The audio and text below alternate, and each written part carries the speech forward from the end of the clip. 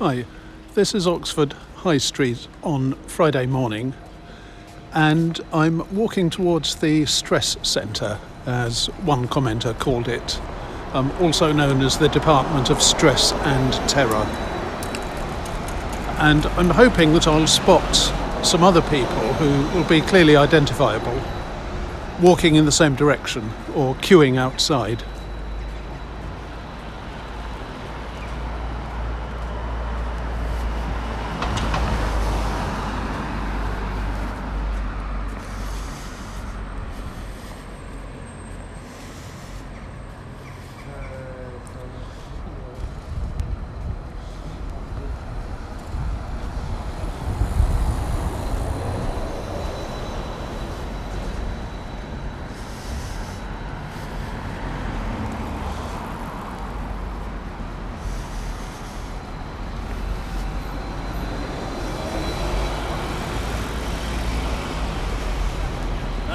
Hi.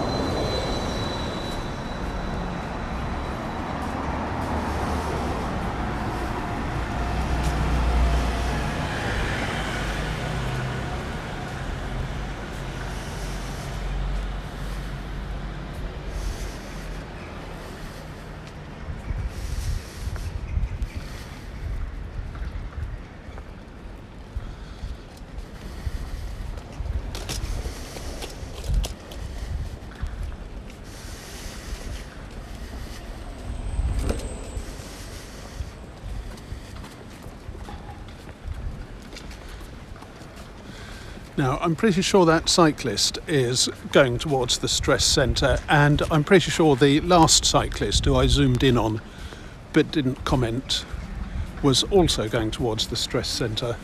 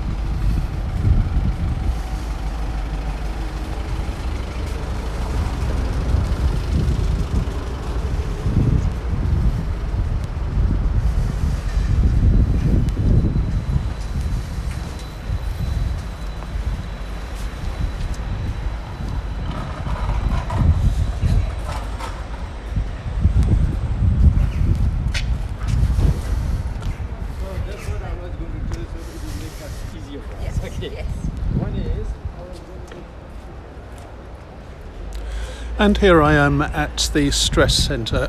There's actually a much smaller crowd than I expected. So either most of them have gone inside already, or there are no big exams today or this morning, because this is the examination schools. And it's where students take finals and possibly other exams too. They have big exams in their first year, but I'm not up on the exam timetables these days, and I'm not sure whether all the smaller exams take place here or whether there's no room. But certainly finals do, and this is why I call it, thanks to one of the commenters actually, the stress centre.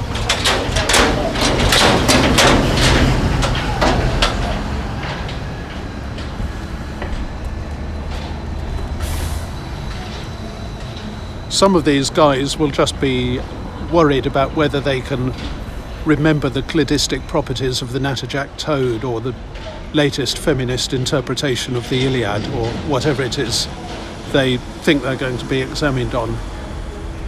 Others' worries will extend further into the future, and they'll be afraid that they won't be able to get a job because they haven't got a high enough degree, or they might not get a degree altogether. Or that they might get some sort of degree, but it won't be adequate for the research that they'd dearly love to do. I gave a little video about 2 weeks ago on the steps of the Maths Institute on the Penrose paving, and talked about how academics worry that they may not be able to encompass the knowledge that they would so dearly love to learn and to work with. And some students will be worrying about that too. So it's a whole zoo of worries. It's not just one kind of worry, it's lots of different kinds of worry. I don't know whether the psychologists have gone into that, but it would make an interesting exam topic in its own right if they have.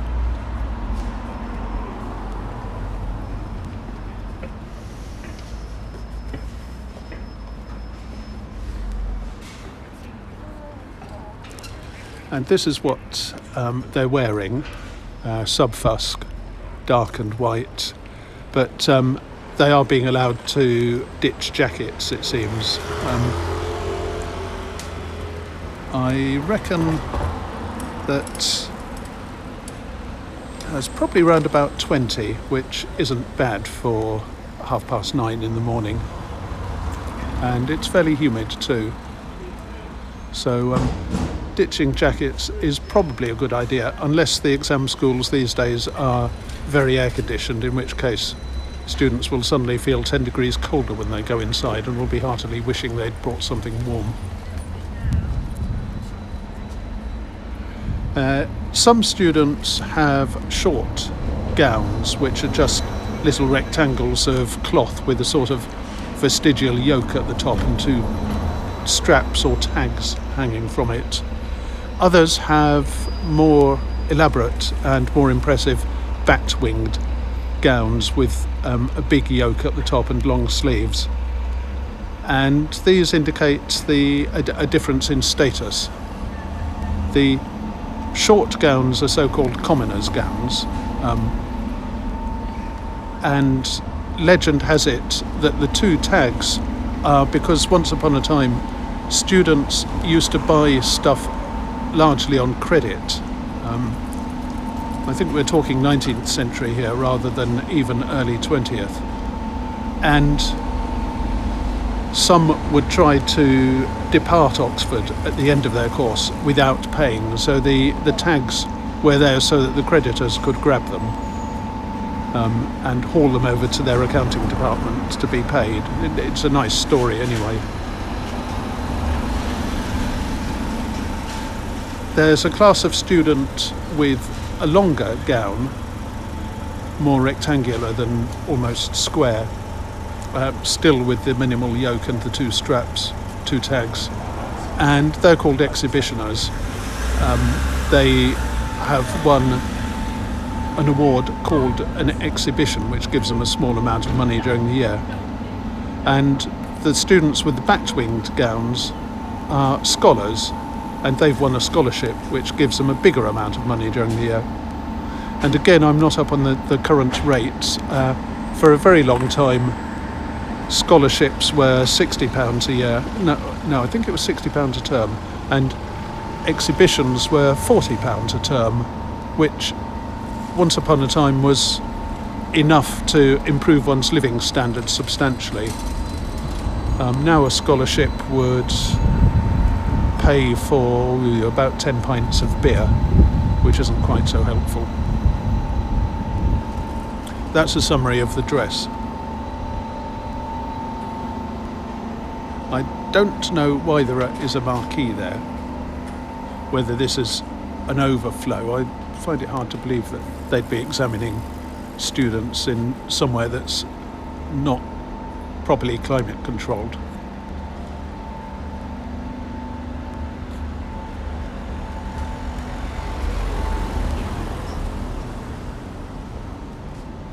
And I did a video a few weeks ago where I came in the other direction up Merton Street, which is at the bottom on the right, and round here. And there was a very long line of students indeed, stretching all the way from past what used to be the philosophy department in Merton Street, right here and into the quad. Now it is much less busy, but on this occasion too, there are university officials, security people, there to control the crowd. And they were much busier last time too, shouting orders every few minutes about where to go and where not to go.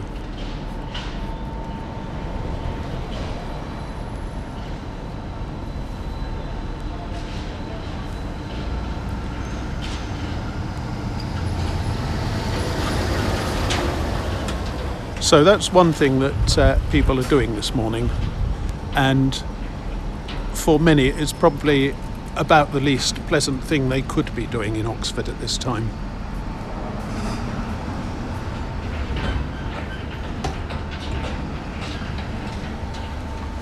I was thinking of calling this, as I have done before, Where Do People Go for Breakfast? But I'm not sure that all these guys will have had breakfast. Some may have skipped it because their tummies are too shaky.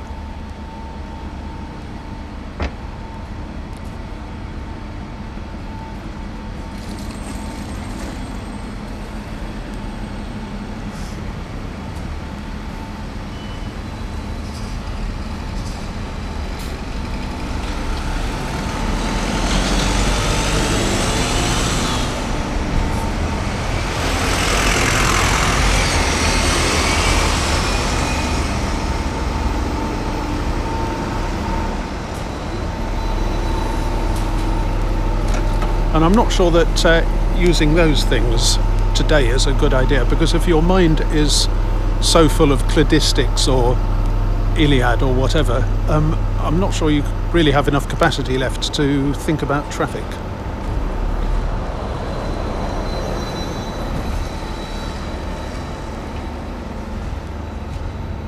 I have to say, this place would make quite a good hotel. And maybe the university should convert it and earn a bit of extra money that way.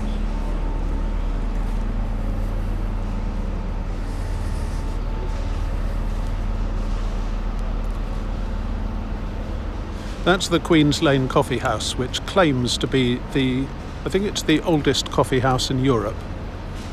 There are a lot of places around here that claim to be the oldest something in something else.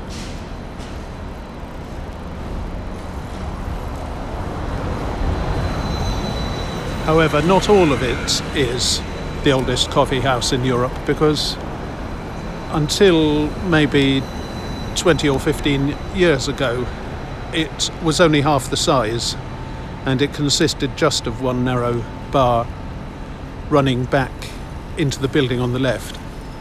And it was more homely then. After that, it expanded into that bit.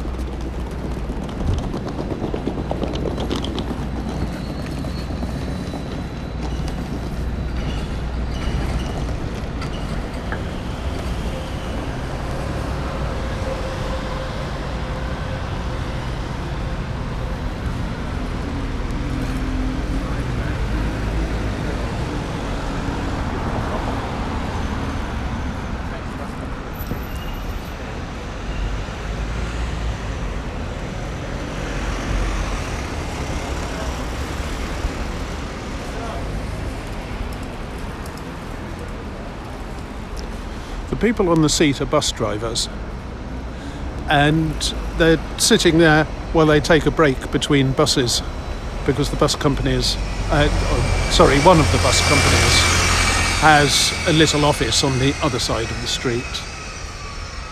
And this often introduces an unwelcome interruption into the bus timings, because the buses will stop here even if they eventually have to go beyond, while the drivers go into the office and go to the loo or get a coffee or whatever.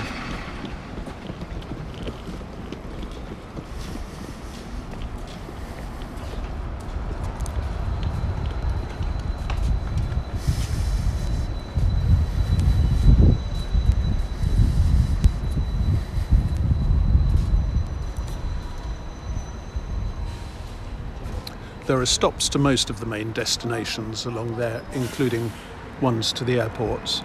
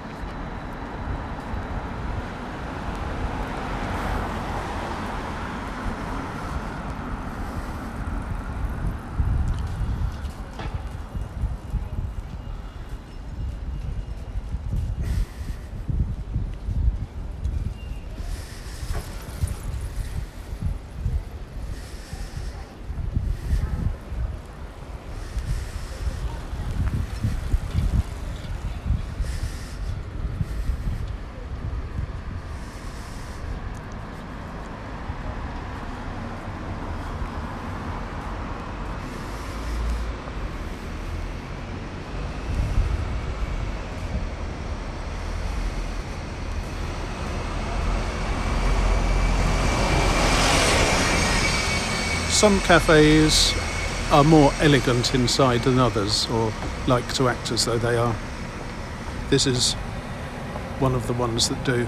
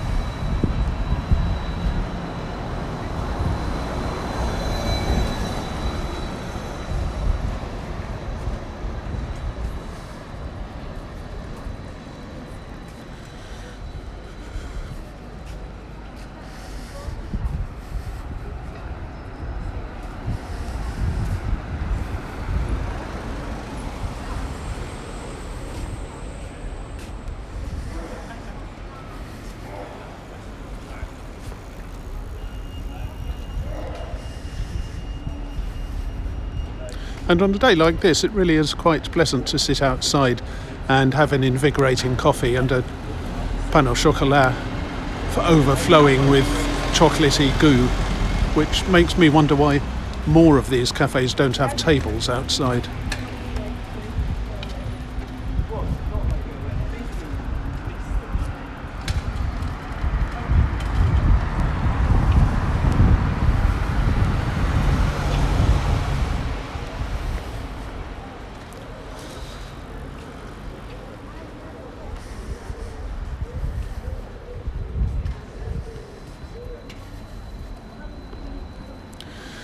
There are still shops that sell antique prints, and there are still students that buy antique prints, sometimes to hang on their own walls and sometimes to give to their parents. But there are fewer such shops than there used to be.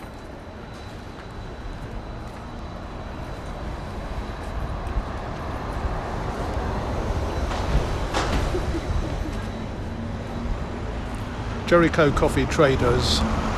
I featured one of their cafes that's in the industrial estate.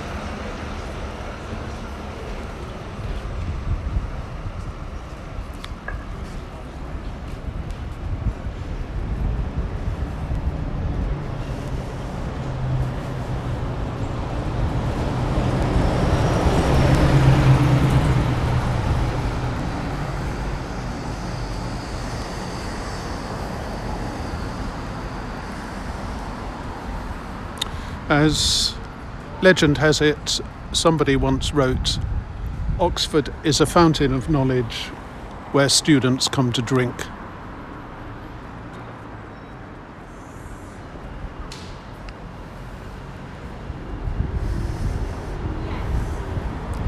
That's Shepherd and Woodward, one of the main and long-established clothes shops.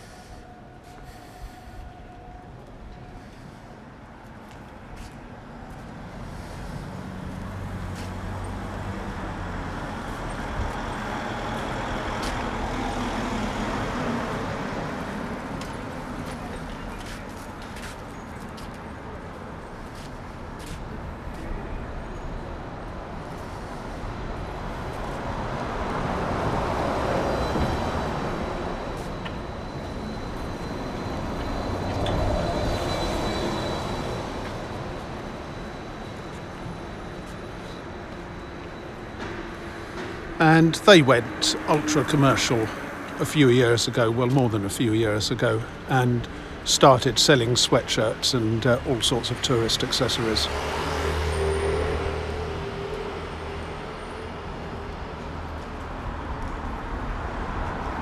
And although some students will wear such sweatshirts themselves, colleges, college clubs, college sports clubs also print their own sweatshirts, and you're more likely to find a student wearing one of those rather than something more generic made outside the university.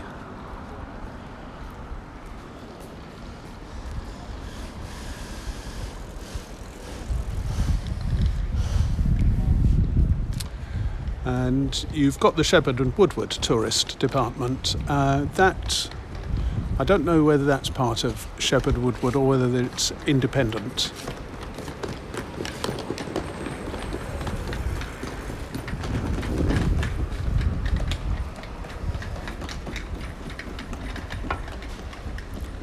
Oh, new bakery. Scan now to win a box of pastries.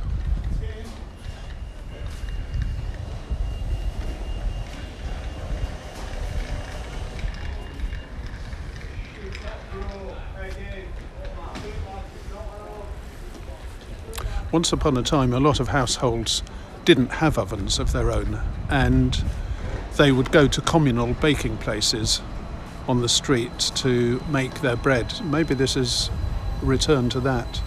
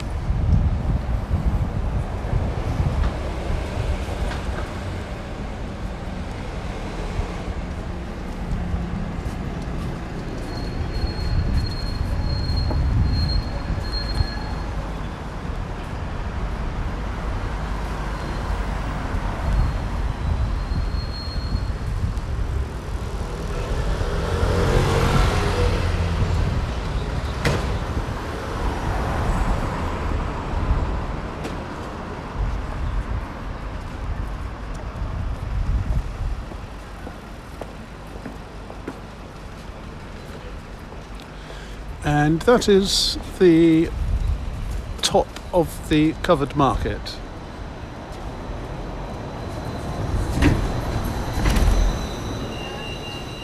Which I shall wander through now.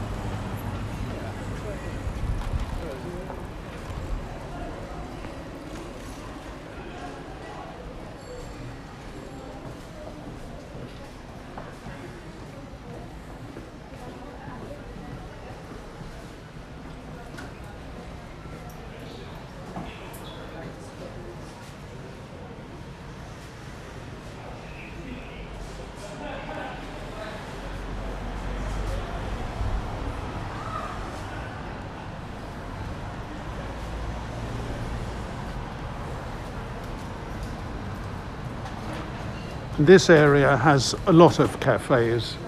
It's nice and warm at the moment. It's not particularly warm during colder weather because there isn't any internal heating, although some of the kiosks have heating of their own. But it's fine today.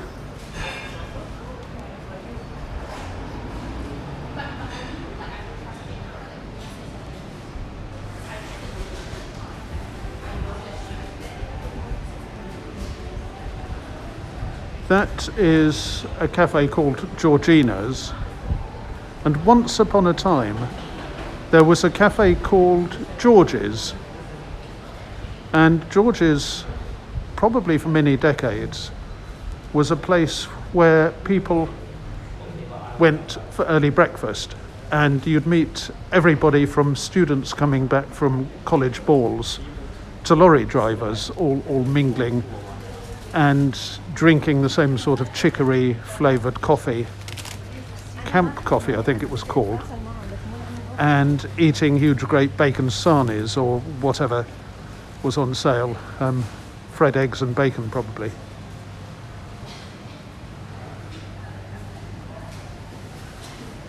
And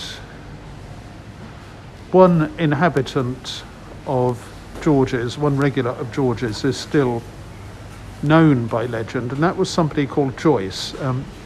He was popularly called Joyce, but as far as I know he was male, and there's a legend that he used to run up and down the street insulting bus drivers.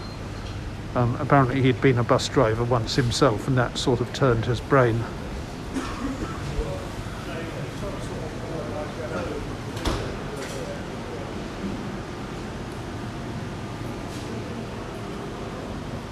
What the market needs really is more vegetable stalls. We used to have several, now there's just this one, and during COVID they started closing at 3 rather than 5 and never regained their original hours, so they're not so convenient if you're at work.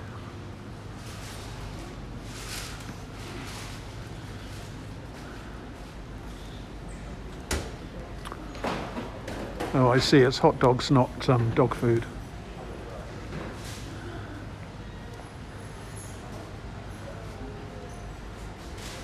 There seems to have been a vogue for sort of, I think informally they're sometimes called men creches, where wives can leave their husbands to drink and amuse themselves while the wives get on with the serious business of shopping. And that's one of them, it may be the first.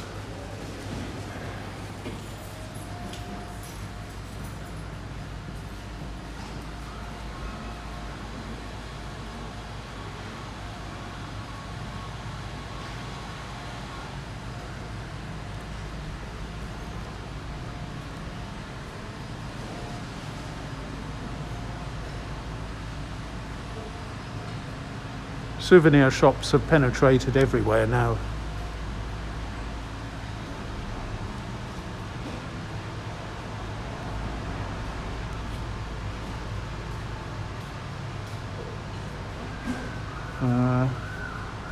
There does seem to be an awful lot of excitement to try to generate about socks, I have to say.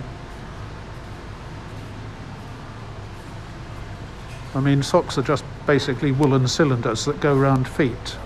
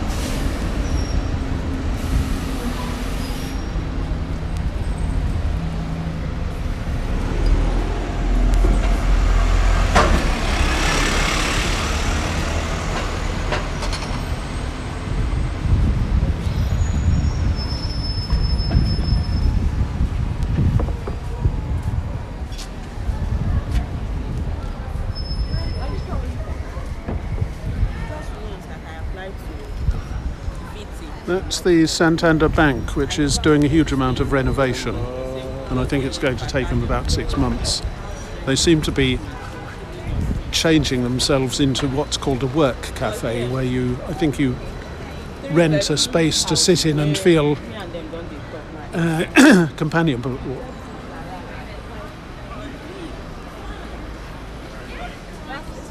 It was almost like talking to someone that you knew for a really long time.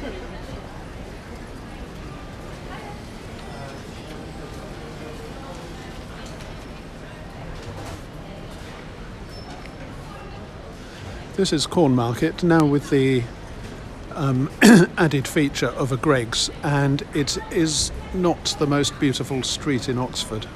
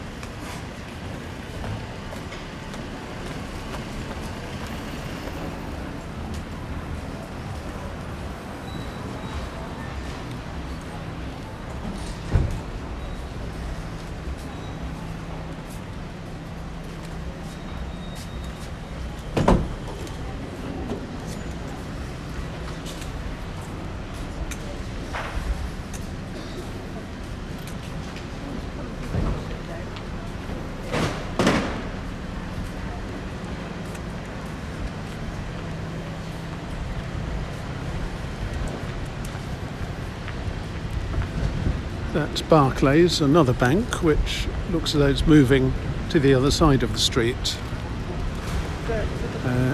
This building was recently completed by Jesus College.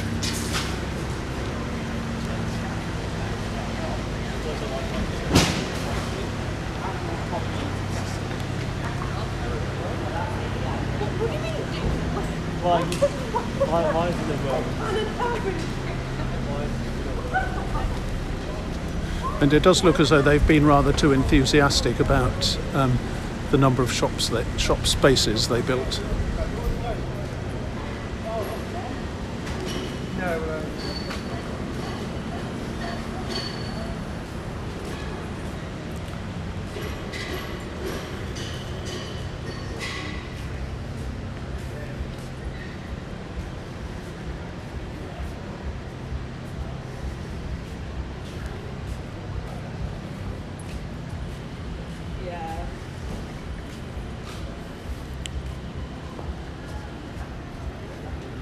They used to be down the bottom of the street, but they moved a few months ago. What else we have here is largely souvenir shops. There are 3 in a row there.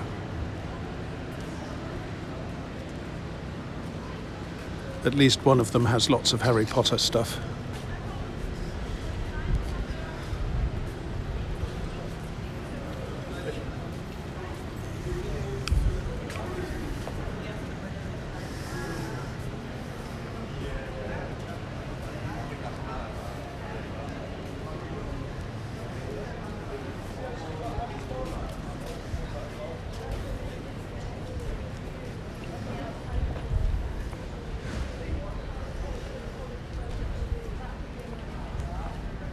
So we're headed round to our next stop. Just about 2 minutes walk. I think we can cope, can't we? 2 minutes walk? Yes, I think so. Right, on we go.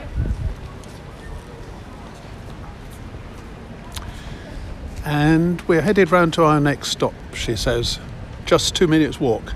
I think we can cope with 2 minutes walk, can't we? Yes, we can. Okay, on we go, she says.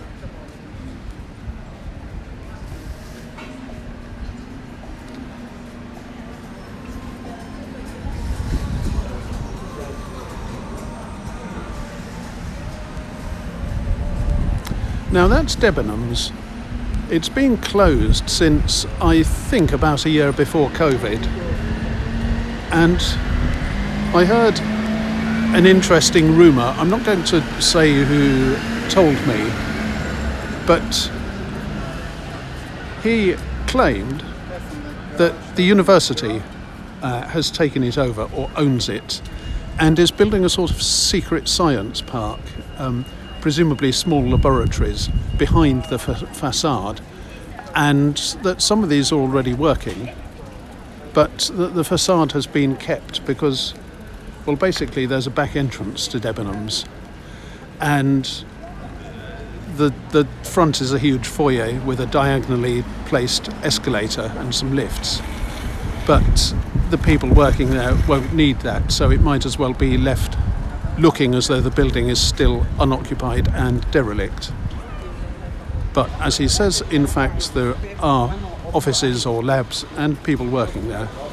I don't know how much to believe him, but for what it's worth, that's what he told me about a week ago.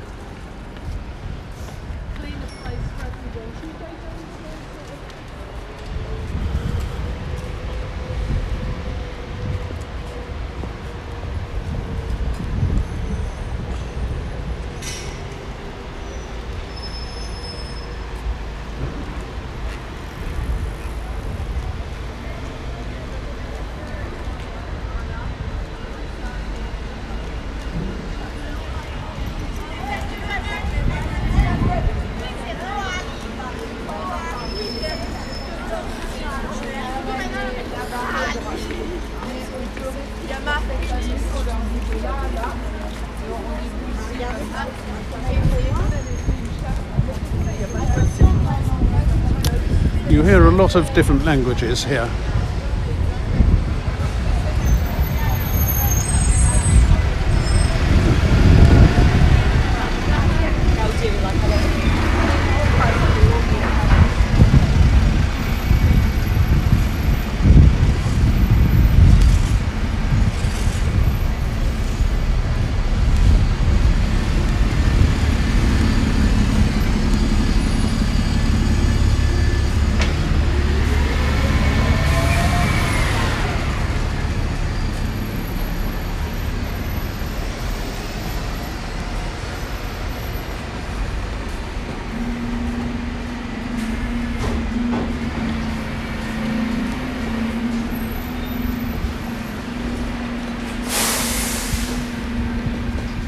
So that is an entrance Sorry, mate, just grabbing these bins. to Debenhams, and I just came past to see whether it looks as though there's anybody inside.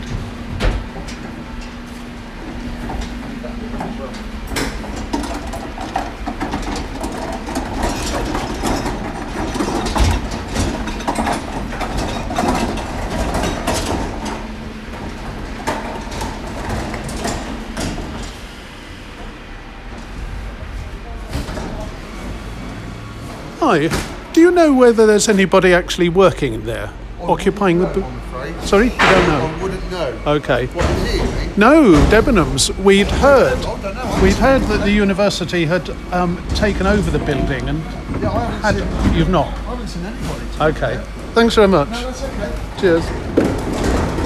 No, well, maybe it was just a rumour. He said he'd not seen anybody.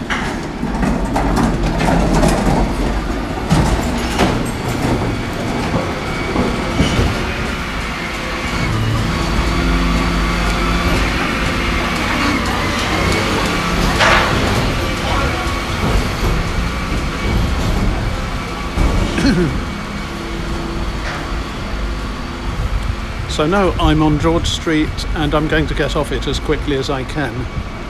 I once called a video something like George Street is horrible, and I don't really see any reason to change that. With a bit more care, it couldn't be made attractive at least, but that care isn't there. This place, for example, has been vacant for years.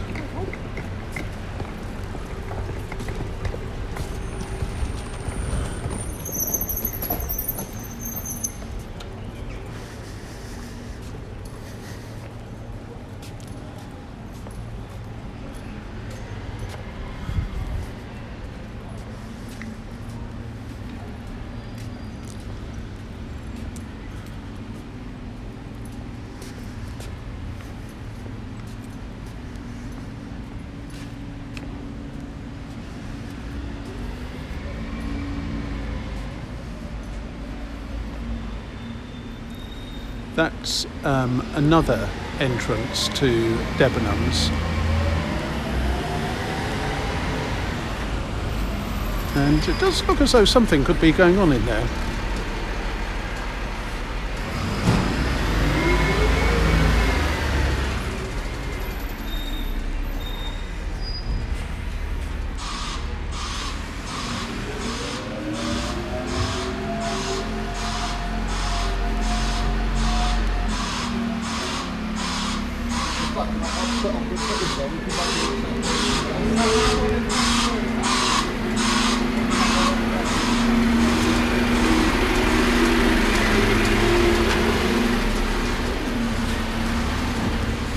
At least those dustmen seem to be collecting rubbish from inside the bay.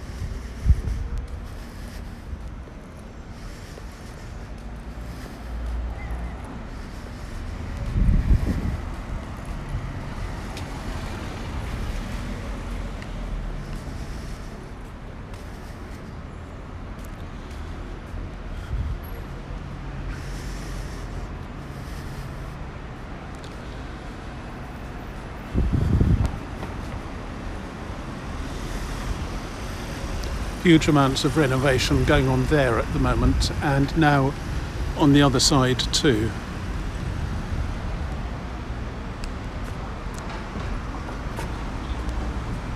And on the north side at least, a lot of doctors' surgeries have been kicked out and have gone to the Jesus College building in Cornmarket that I showed you.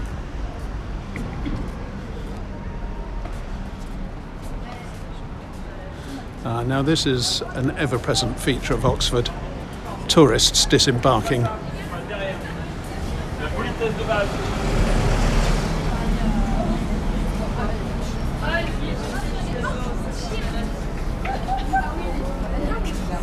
Ja.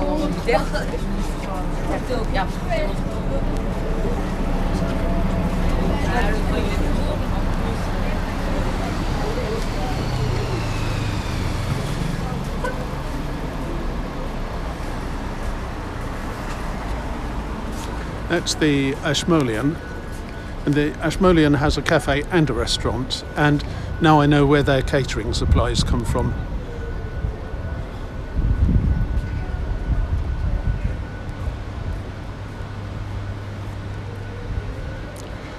Or maybe they're parked there and these are going into the Randolph.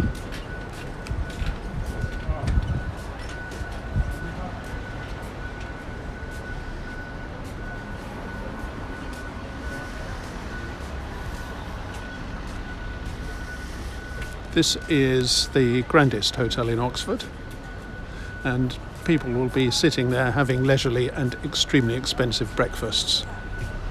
I shan't try to video them because I'd get loads of glare from the window.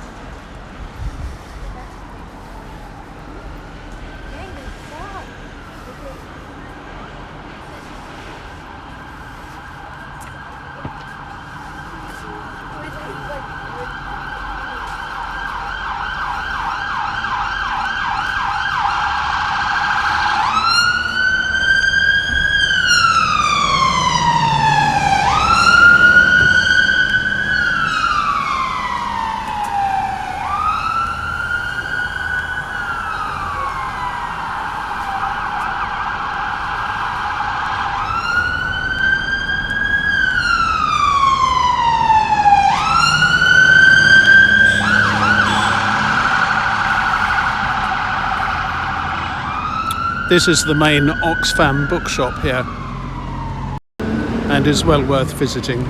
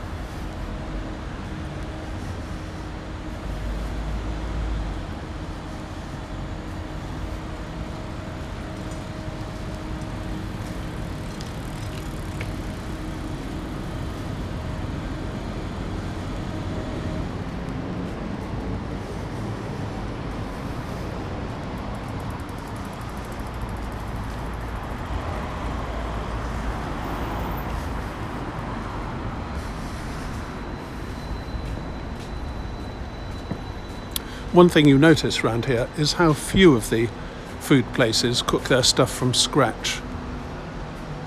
They all seem to rely on brought-in components.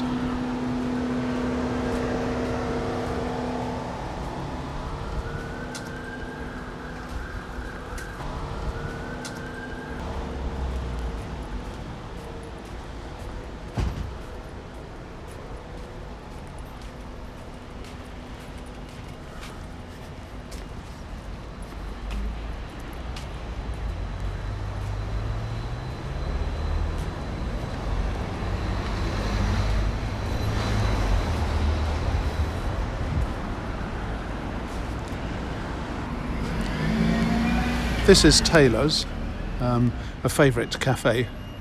They actually have two cafes on opposite sides of the side street, and they've benefited a lot from the council refurbishing the pavement here. It's given them a lot of new space to expand into. All those tables are theirs.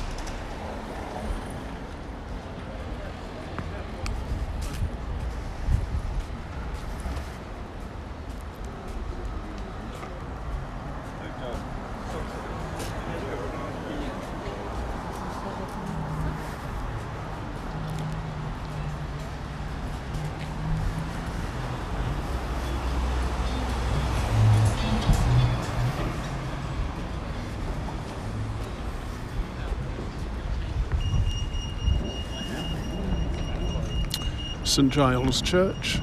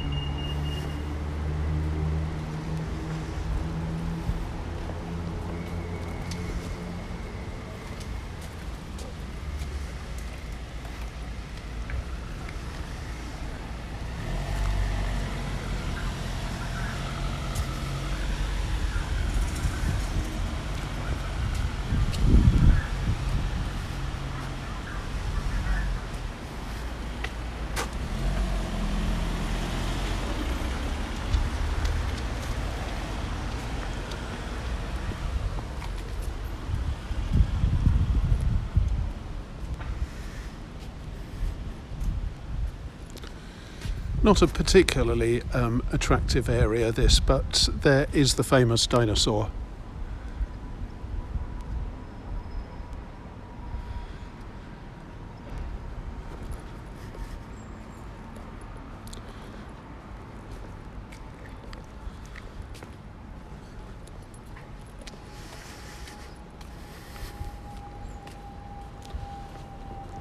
That's a Keble College new building. And quite a lot of what's on the left is the computing laboratory, research laboratory.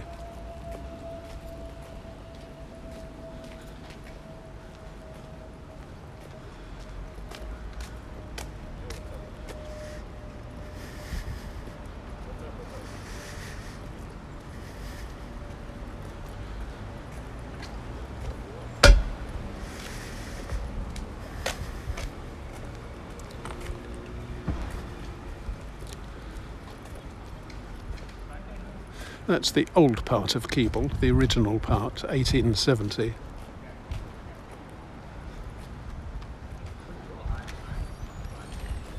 That is part of the science area. It's a physics building.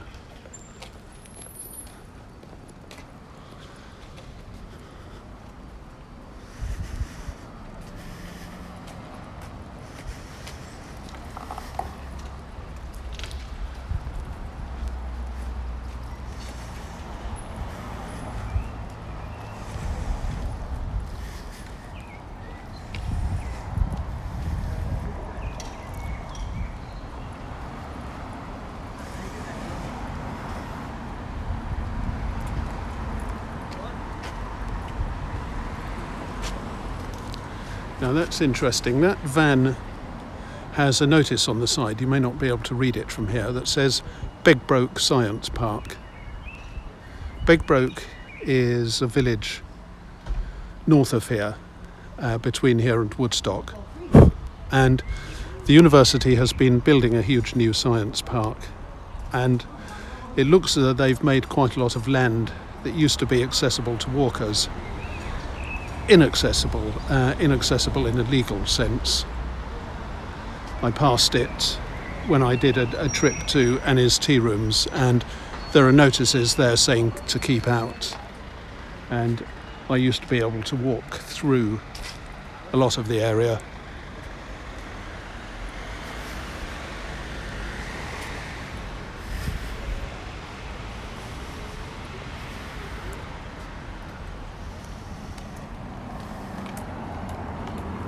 And I'm going to finish in the university parks.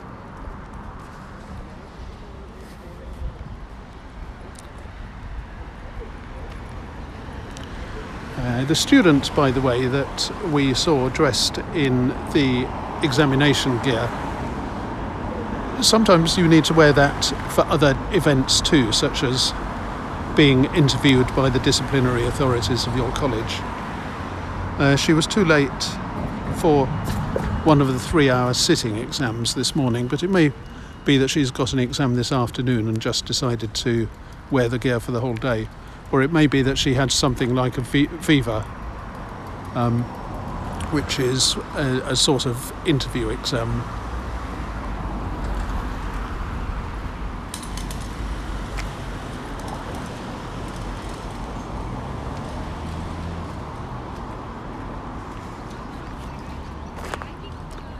And I've been on foot for 3/4 of an hour, and I'm ending the parks, and I notice that the cafe here is already in operation, the Creperie. Crepe Mania, rather. And at least one person has determined that it's also a very nice day to sit and sunbathe in the parks.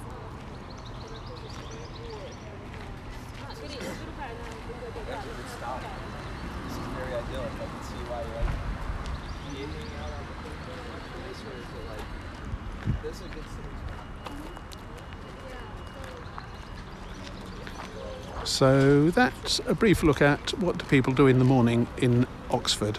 See you next time.